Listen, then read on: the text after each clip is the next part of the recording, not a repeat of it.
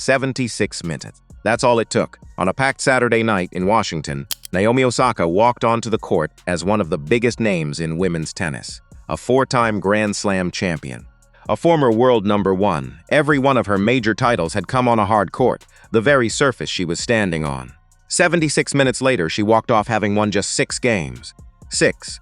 The player who did that to her wasn't another Grand Slam champion. She was 21-year-old Eala. Just 2 years earlier, she had been ranked number 143 in the world.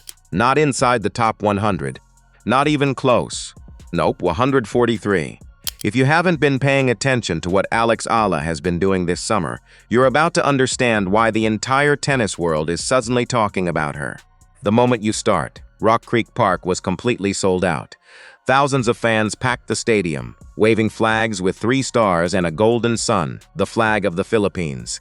This wasn't just another tennis crowd. It was loud, passionate, relentless. Instead of the usual polite applause between points, the stadium erupted after nearly every rally. The energy felt closer to an NBA playoff game than a WTA tournament, even Naomi Osaka noticed. She admitted she'd never experienced a tennis crowd quite like it, saying Eala's matches felt more like basketball than tennis because of the non-stop noise and emotion. Then came the result. Eala defeated the 4-time Grand Slam champion 6-4, 6-2 in just 76 minutes, earning the biggest victory of her career and reaching her first ever WTA 500 final. But here's the question that changes everything. How does a player who was ranked number 143 just 2 years ago, a player from a country that had never produced a world-class tennis star, a player with no proven roadmap, no tennis tradition to follow, and almost no history to build on, walk onto an American hard court and completely outplay one of the biggest names in women's tennis? At first glance, it looks like a shocking upset. That's exactly how the headlines framed it. But once you rewind the story and examine everything that happened over the previous 8 weeks, a very different picture begins to emerge. This wasn't a miracle, it wasn't luck, and it certainly wasn't a one-day performance. It was the result of a carefully built transformation that unfolded match by match, decision by decision, long before anyone outside her team realized what was happening. This isn't just a highlight reel, it's the complete story behind Eala's breakthrough. The hidden preparation, the overlooked turning points, the moments that almost ended the dream before it truly began, and the remarkable journey that turned an underdog into one of the most talked about players in the sport. But to understand why Washington changed everything, we have to rewind much further, because one statistic explains almost the entire story. Right now on the WTA Tour, there is only one Filipino woman with a singles ranking. One. In a nation of more than 120 million people, Eala isn't simply the best Filipina tennis player in the world. She is the only one competing at that level. Think about the weight of that for a moment. There was no former champion from the Philippines to call for advice. No proven national pipeline producing elite tennis players. No blueprint showing the next generation what success looked like. When Alex began chasing this dream, she wasn't following a path. She was trying to build one. Behind her stood nothing but a flag, and millions of people hoping someone could finally make history. The Philippines has long been a nation passionate about basketball. It's a country that celebrates boxing legends like Manny Pacquiao. But tennis? For decades, it was something Filipinos watched on television, not a sport where they expected one of their own to compete with the world's best. So Alex made a decision that would change her life. As a young teenager, she left home and moved thousands of miles away to Europe to train at one of the world's top tennis academies. She arrived in a country where everything felt unfamiliar. The language, the culture, the people. That wasn't just another chapter in a sports story. It was a young girl giving up the normal life of a teenager for a dream with almost impossible odds. For years, that gamble showed very little reward. In 2023, she was still fighting through Grand Slam qualifying events, trying just to earn a place in the main draw.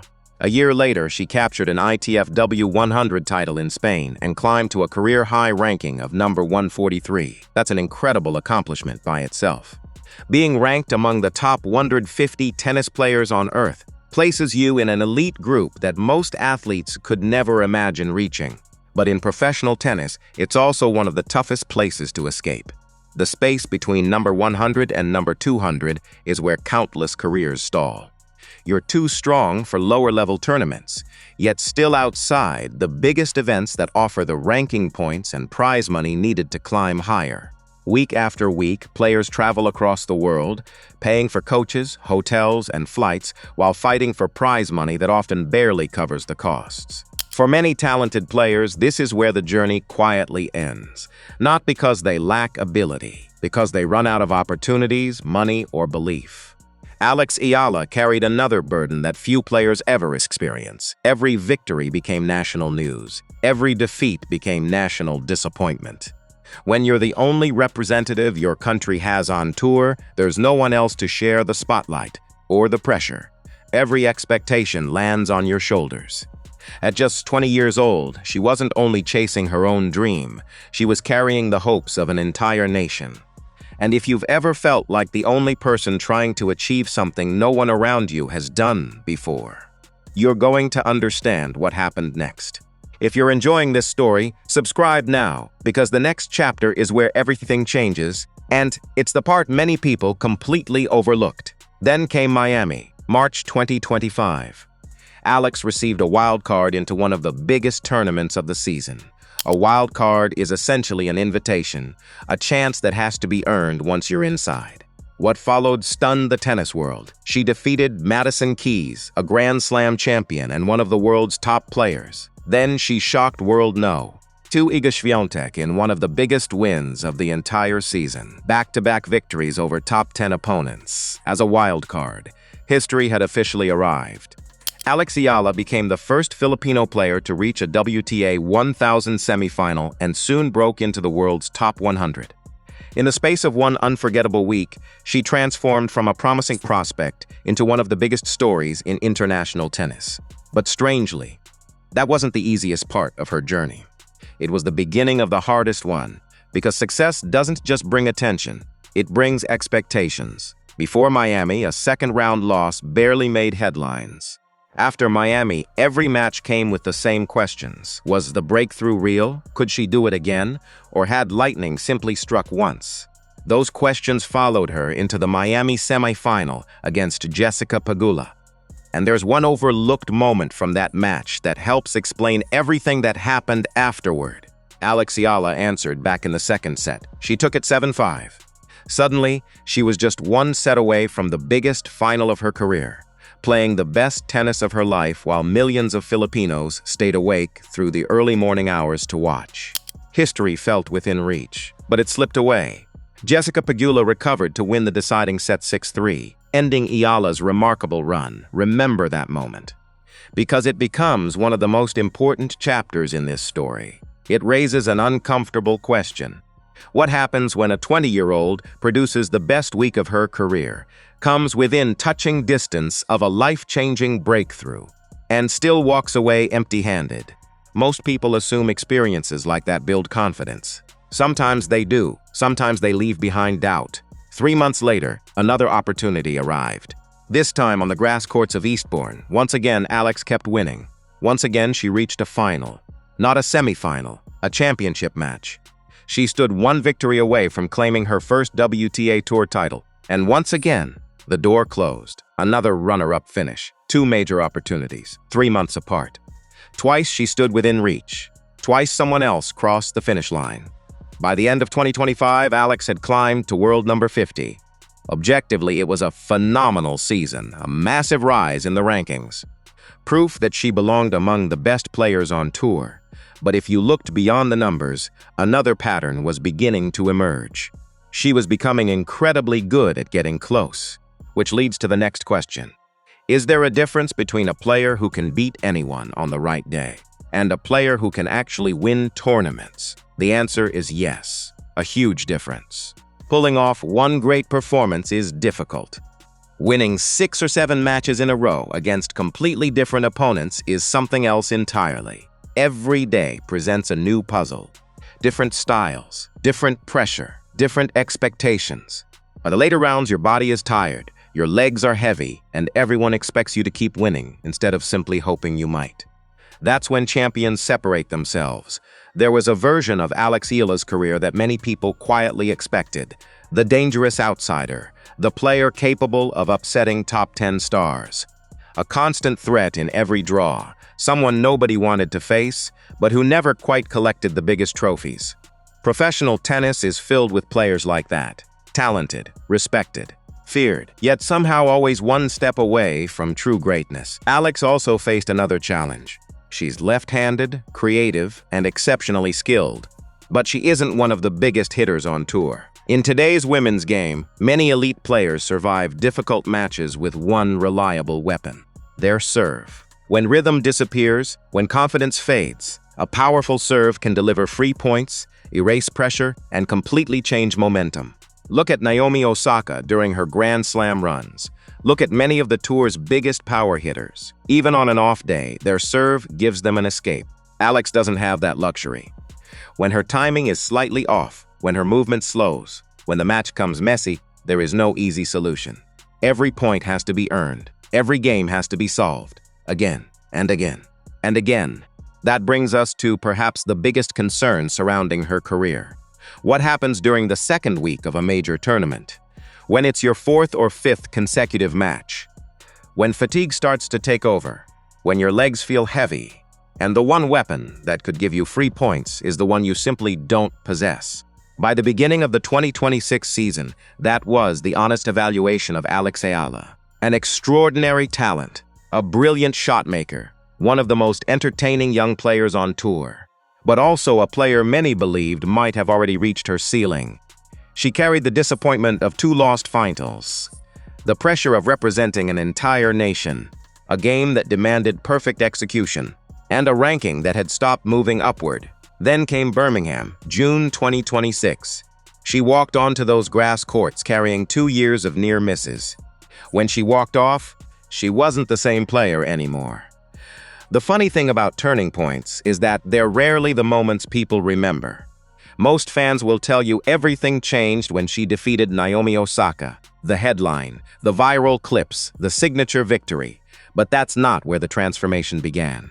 It started 6 weeks earlier, at a tournament in Birmingham, England, in front of a crowd of only a few thousand spectators, at an event many casual tennis fans barely noticed.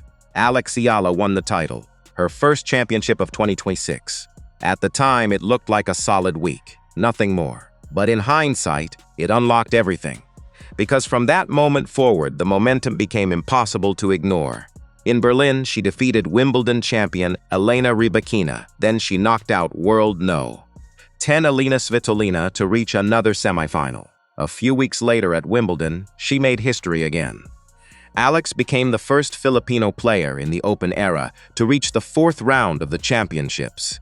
The achievement was so significant that the president of the Philippines formally recognized it. A tennis result had become a moment of national history, and hidden inside that run in Berlin was one small detail that almost everyone overlooked. It's the missing piece that explains exactly what happened next in Washington. Then I noticed something that completely changed how I looked at Eala's season. At first, I thought it had to be a mistake. I actually went back and checked the match scores twice. In Berlin, she defeated world number 10 Elena Svitolina. The score? 6-3, 6-4. 6 weeks later, in Washington, different tournament, different surface, same opponent, same result, 6-3, 6-4. Think about what that really means. This wasn't beating the same player twice by chance. This was producing the exact same scoreline against one of the smartest, most experienced competitors on the WTA tour. A player who had 6 weeks to study the first match, 6 weeks to make adjustments, 6 weeks with an entire coaching team preparing a rematch, and none of it changed the outcome. That isn't momentum. That isn't confidence. That's a solution. So throw away the assumption most headlines want you to believe, the idea that Eala is simply riding a magical hot streak. That she's winning because everything is going her way. Because once you see those 2 identical victories, the entire Washington run starts to look different. Go back and watch the Naomi Osaka match with that in mind. Suddenly, every key moment feels deliberate instead of lucky. The first set reaches 4-4. Osaka steps to the line to serve. Then something unexpected happens. She loses the first 3 points of the game. 3 break points for Alex Eala, a chance to take control of the set. But this is Naomi Osaka. A 4-time Grand Slam champion, she responds exactly the way champions are supposed to. 1 point, then another, then another. All 3 break points disappear, back to deuce. For most young players, that's the moment confidence disappears. It's where experience takes over. Champions force you to earn the same opportunity again, and most rising stars never do. Alex did. 2 points later, Osaka missed a forehand. Eala earned the break. Now came the biggest test. Serving for the set. This is where nerves usually appear. This is where young players tighten up, not Alex. She held serve to love, 4 points, and no deuce, no panic, no hesitation. 38 minutes, first set, done. The second set began almost the same way. Osaka opened with a double fault and surrendered an early break. Alex stepped up to serve again. And once again, love hold, 2-0. If you've been paying attention, you'll notice the pattern. 2 pressure moments, 2 flawless service games, both at love. Remember what everyone said about Alex Eala before this tournament. She doesn't have a dominant serve. She can't rely on free points. She doesn't possess the easy weapon that power players use to escape difficult moments. Yet under the greatest pressure of her career, she served her cleanest games of the entire match. That's not luck. That's preparation. That's belief. That's a player who walked onto the court, knowing exactly how she intended to win. Now I'm curious what you think. Do those identical 6-3, 6-4 victories over Eala Svitolina feel like coincidence? Or do they reveal a repeatable system that Alex has built into her game? Leave your thoughts in the comments because it's one of the most fascinating patterns of the season. But here's what truly changes the story. While Alex was transforming on the court, something remarkable was happening off it. The atmosphere inside Rock Creek Park became impossible to ignore. American media started calling it Eala Mania. Filipino flags filled the stands. Fans sang. They cheered after nearly every point. The energy was unlike anything tennis normally experiences. Even Naomi Osaka admitted she had never played in an atmosphere quite like it, saying it felt more like a basketball arena than a traditional tennis match. At first glance, it looked like crowd support, simple emotion. But maybe it was something much bigger. Remember the version of Alex Eala we described earlier. The player without a huge serve. The player who has to solve every match through patience, movement, and precision. Maybe she does have a secret weapon. It just can't be measured by a radar gun. And if you think Naomi Osaka was the biggest reason Washington became unforgettable, look at the names Alex defeated before she ever reached that semifinal. Olympic champion Jung Chinwen. Former U.S. Open finalist Eala Fernandez, world number 10 Eala Svitolina, then 4-time Grand Slam champion Naomi Osaka, 4 elite opponents, 1 extraordinary week. By then, it was impossible to call Alex Eala's run a surprise. The evidence had become overwhelming. Something much bigger was unfolding. Now let me show you why the order of these matches matters. Because this wasn't one shocking upset, it was a pattern. Round 1. Alex Eala faced Olympic gold medalist Jung Chinwen. The match began exactly the way critics expected. Eala dropped the opening set 6-4. At that moment, the familiar story seemed ready to repeat itself. A talented young player, a slow start, a higher-ranked opponent taking control. But then everything changed. Alex fought back to win the second set 6-4. Then she completely dominated the decider 6-1. Think about that. Against an Olympic champion, she lost the first set, then outscored her 12 games to 5 over the final 2 sets. Remember the concern people had about her game? That she didn't have an easy way to recover when matches turned against her? This was the opposite. The longer the match lasted, the stronger she became. Round 2. Defending Washington champion Eala Fernandez, a former U.S. Open finalist, another seeded player. Another difficult challenge. Alex won 6-2, 7-6. No third set required. Then came the quarterfinal, Eala Svitolina, the same world number 10 she'd already beaten in Berlin. The result? Exactly the same. 6-3, 6-4. Then came the semifinal, Naomi Osaka, 4-time Grand Slam champion. Another straight set victory, 6-4, 6-2. By the end of the week, Alex Eala had eliminated an Olympic champion, the defending tournament champion, a top 10 player, and a 4-time Grand Slam winner. 1 tournament, 4 elite opponents. 3 consecutive straight-set victories to close the week. That's no longer momentum, that's consistency. And here's the statistic that changes the entire conversation. In 2026 alone, Alex recorded 6 victories over top 10 players, not across her career, in one season. Even more remarkable, across her career, she has now played 12 matches against top 10 opponents and won 8 of them. 8 victories in 12 attempts. That's a winning percentage most players on tour would envy. Dangerous outsiders don't do that. They pull off one upset every now and then. Alex Eala has reached the point where defeating elite players is becoming the expectation, not the surprise. Now here's the detail almost everyone overlooked. Go back to that Svitolina match. Alex won 24 return points. Svitolina won 13. That difference explains everything. Earlier, we talked about Alex's biggest weakness.